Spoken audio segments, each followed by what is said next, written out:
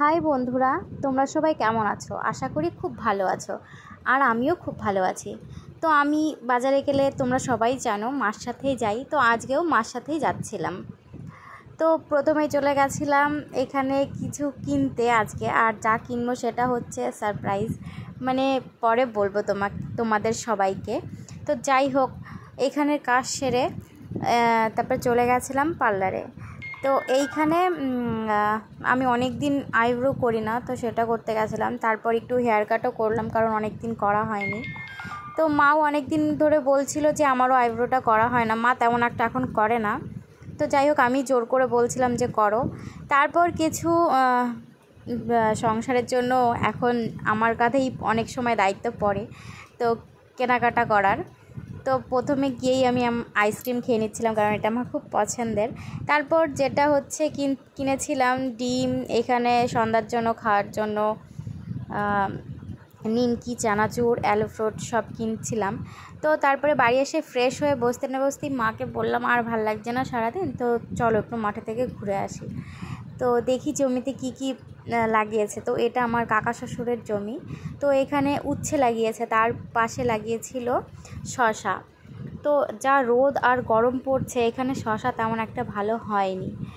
তো যাই হোক, এখনও শসা অবশ্য হয়নি, ফুল তেমন আসেনি। তো এইখানে ছিল কলাইয়ের জমি, তার ওই পাশে ছিল পটল।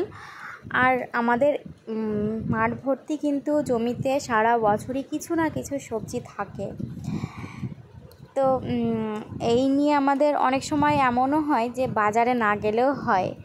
এগুলো কিন্তু নিজেদেরই, মানে আমার কাকা শ্বশুর, আমার শ্বশুরমশাইয়ের জমি। আমার শ্বশুরমশাই এখন যতটুকু পারে নিজেই করে।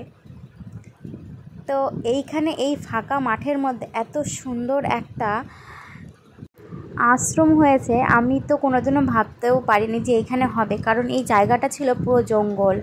আর এইখানে অনেক ছেলে বয়স্করা বা অনেক দূর দূর থেকে পিকনিক করতে আসতো।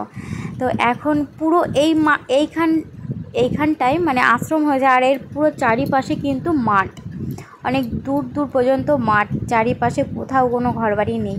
তো আমি ক্যামেরা করলে আমার সামনে ঢোলু ভোলু আসবেই, মানে আমার ক্যামেরার সামনে। যাই হোক, এইখানে কিন্তু এখন অনেক লোকই আসে এই আশ্রমে। আস্তে আস্তে শুনেছি এই জায়গাটা আরও অনেক উন্নত হবে, অনেক বড় হবে। এখানে আরও কিছু করবে, অনেক বড় মন্দির করবে শুনেছি। তো আমি এইখানে একটু মিঠুর সাথে কথা বলে নিচ্ছিলাম।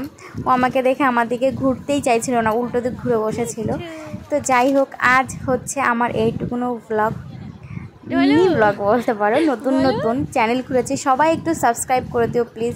আর এখানে এই যে আমার ভোলু মশাই, ওর অবস্থা খুব খারাপ করে ফেলেছে। তো যাই হোক, বাই, আজকের মতন টাটা।